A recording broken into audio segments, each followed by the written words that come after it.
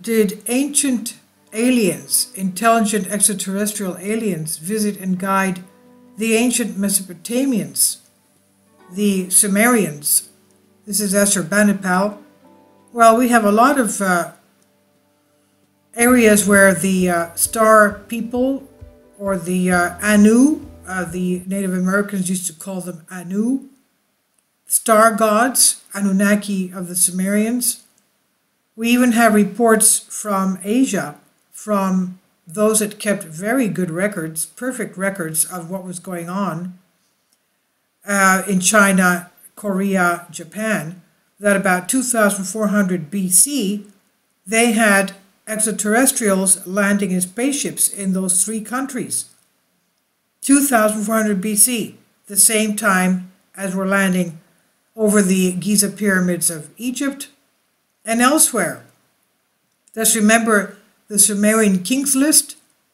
Just a handful of kings used to live, they lived a total of 260,000 years. These people used to live tens of thousands of years.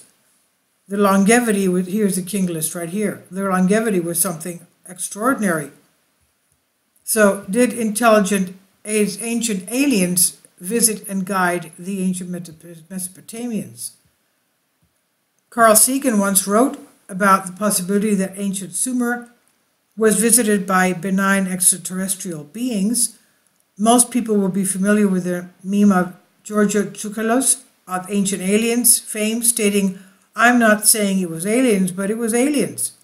But while many might dismiss the idea of extraterrestrials visiting ancient civilizations as a joke or pure fantasy, it's an idea that a number of notable scientists and historians have actually taken quite seriously, including the late astronomer Carl Sagan.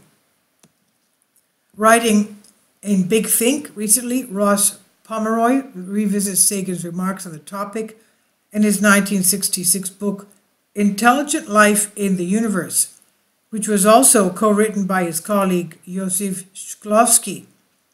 In it, Sagan talks about the possibility of finding evidence that aliens visited Earth in the distant past.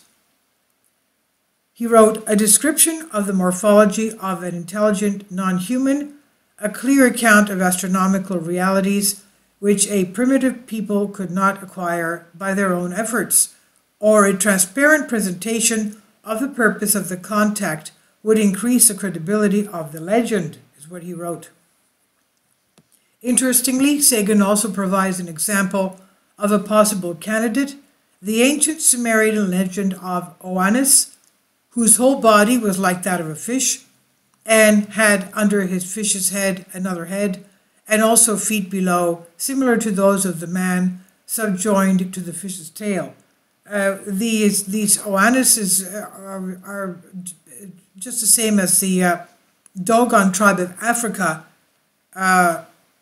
describe the extraterrestrials, but they were not benign, they were malevolent. They did give them supposedly some technology, but they were also